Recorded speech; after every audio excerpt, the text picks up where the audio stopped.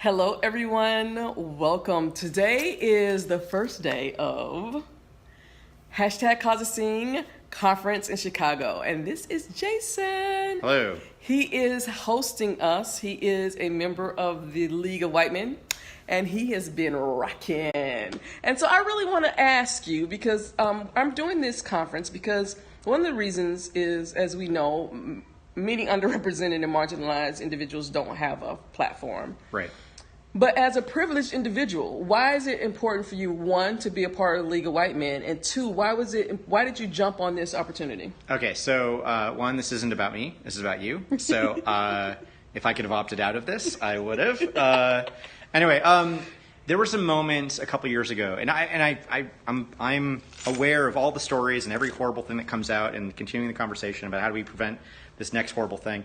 And so I can look at those things and like, well, I'm not that horrible person, so I'm good, right? There was one moment years ago where I realized, wait a second, that's maybe not true. I'm not obviously doing these horrible things that make the headlines, but I looked around at the leadership of my startup, my previous startup, and it was all white guys. I think even looking back when we founded the company, brief tangent to a tangent, I remember my biggest diversity issue was that I was afraid we were hiring too many back-end engineers.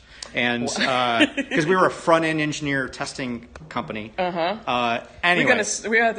Somebody's knocking at the door. That's my coworker. So you keep talking, hold this, and we'll be back. This is how we roll. So that's Meg, half of Tapster. Okay, this is really weird. Hi, everybody. The other reason, well, I hope you get back here. The other context here is that we're an hour or so away from the conference starting. But what was my anecdote number two? I think I also looked at my open source projects with the Selenium project, and I looked at the leadership. There's a leadership committee, if you will. We don't do much, or we didn't do much, or they do a lot of stuff now. But again, it was all a bunch of white guys. And then I looked at the list of core developers, a bunch of white guys. And I realized, like, oh, crap, I'm the problem. And I didn't think I was. And this was like whatever you want to call it, like just a ton of bricks hitting you on the head going, well, duh. But ever since then, I realized, like, I need to be part of the solution and not the problem anymore. Even though I didn't even think I was part of the problem. But that's Yes. The definition of you being part of the problem is when you don't think you're part of the problem. Exactly. So I've been looking for opportunities wherever I can. It's lots of little stuff, and again, it's not my really place to make a big deal about it. But like, there's places where I've turned down speaking engagements, or I've said like, look, I can't do it unless the panel is diverse. Like, there's lots of little things you can do. I should probably write these things up. Anyway, but I somehow found Kim on Twitter, and this is actually the first time we've met in person. Yes. Actually, the one thing that caught me, let me stop you, because he was the first person to buy a shirt. Hugs. Jason was the first person to buy a #causeascene t-shirt. Okay, here's the thing. Again, I figured, like, I never met you, but I like you. There was the one specific thing you said in this video, and it said something like, you know what, my real big plan here is I want a TV show someday. Yes. And I don't want a TV show for myself, but I respect the audacity of that goal. Because that's hard, and that's a huge thing, and I wish you luck in getting there. And you're already kind of doing it with this. Mm-hmm. So I just figured, like, you're on a mission. You're like whatever you want, metaphor you want to say, yes. The train's leaving the station, whatever. And there's a bunch of different kind of, my mind was already in a spot where I needed to make sure that I was... So I didn't see you in Berlin at the Selenium conference? No, because what's my phrase? How can you miss me if I don't go away, right? So there's a certain level of, like, at some point I got comfortable not going to all the Selenium conferences because I didn't want to kind of overstay my welcome. I'm kind of more of the grandfather who... I was going to say, give a little bit about your history with Selenium.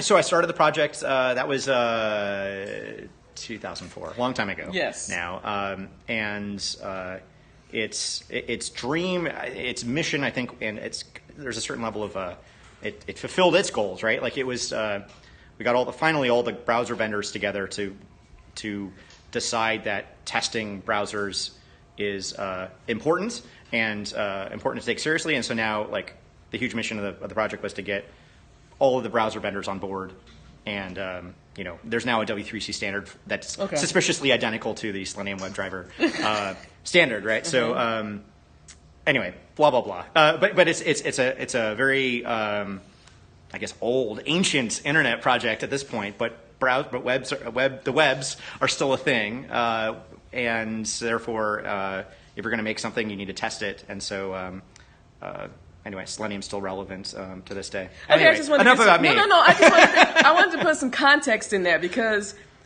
people who are supporting me are coming from all levels. Yeah. And I want people to understand. I want people to see that they can fit into this. It's not for a certain group of people. This is for all of us. Right. So then explain to us why you joined the League of White Men, because specifically the League of White Men, by my definition, is someone who is willing to make themselves uncomfortable so that I'm comfortable. Yeah. And so you're just like, yeah, that's just because I'm asking because there are people. You're speaking to the white guy out there. Right. Why is this important? Why is this Why important? is specifically that role? Because most people, and this is why I differentiate between what's an ally, somebody who might understand their privilege, but is not willing to get really uncomfortable with it. Right. And someone who says, you know what, I'm going to stand up and I'm going to do what I can do. Right. I think I'm not going to speak for you. I'm going to, yes. I think this is just like I'm looking for opportunities wherever I can to be part of the solution, not the problem. And again, like I don't need to be on camera. Like, I'm very happy to do this keep behind doing the this scenes. like I keep moving away. Exactly. I think if nothing else, I've realized in little bits and different ways that I mean the phrase role model is perhaps too big of I'm uncomfortable saying that, but I'm realizing that like my actions. You're modeling behavior. Yeah, especially for the people who are probably just like me on the other side of that epiphany, that there's probably other white guys who don't think they're part of the problem, and let me tell you, you are, and you don't realize it, and so. And that's a big thing for me because people ask me who my target market is, and they're very surprised when I'm like, no, it's not underrepresented and marginalized. It is white guys between the ages of 18 and 34. Right. Because they're the bottleneck, right. and a lot of them aren't being malicious. They just don't know. They're just not aware. Right. Yeah. I should probably write this up because there's little things you can do or things that I have done. And so I think where things kind of started here was I bought your T-shirt. Yeah. And then I said well, it's one thing to buy the T-shirt. You should get it out there, right? So I was giving the talk at the Appian conference in London. Sorry, I missed you at the Selenium conference. Actually, that was the other thing I noticed. I think it was your pinned tweet or something like that. You're wearing the Selenium shirt, so it's the least I could do is return the favor and wear your shirt. It's not that transactional, but there's a certain level of I should return the favor. Anyways, so I bought your shirt, and then I had a conference coming up, and so I said, hey, I'll wear your shirt too. Yeah. And take a picture in it. Right. And there was this weird moment, but I think this is the lesson to learn, and that I don't usually wear T-shirts these days. I wear these things, the Gap special. And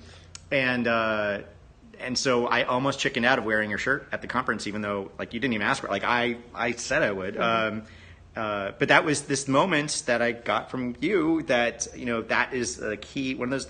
It's a quiet moment. It's not a grandiose moment, but it was just me almost chickening out in my hotel room of do I wear my boring collared shirt or do I wear a shirt with a message on the front while I'm giving my talk? And so no, I'll stick to it. Wear your shirt and who knows where it goes, right? Yeah. But ironically. Maybe this is the effect that I guess we're looking for. Other people on the Selenium project now are wearing your shirt, the same shirt even, and they're wearing it this week at a different conference. Yes. So there's a certain level of that is a little thing of that modeling behavior that not just seeing headlines and just wiping my forehead and going wow, I'm not that guy, so I'm good. No, there are proactive, active things. Anyway, so supporting you, offering up my office space. Yes.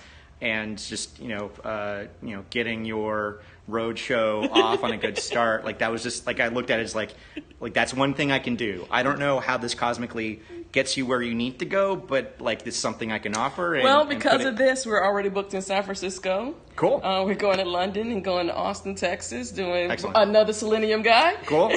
Doing South by Southwest, actually. Right. So yeah. again, this is all you. Yeah. It's not me. I'm just happy to be part of the show. So. Well, I wanted to thank you, and I just wanted to explain again. I'm not a white guy, so I can't explain this to you. All I can do is help you open your eyes to certain things if that's what you want. But people like Jason are in your shoes. They've been where you've been, and they can speak to certain things. So thank you for the space, and I'm going to sign off till later. Bye-bye.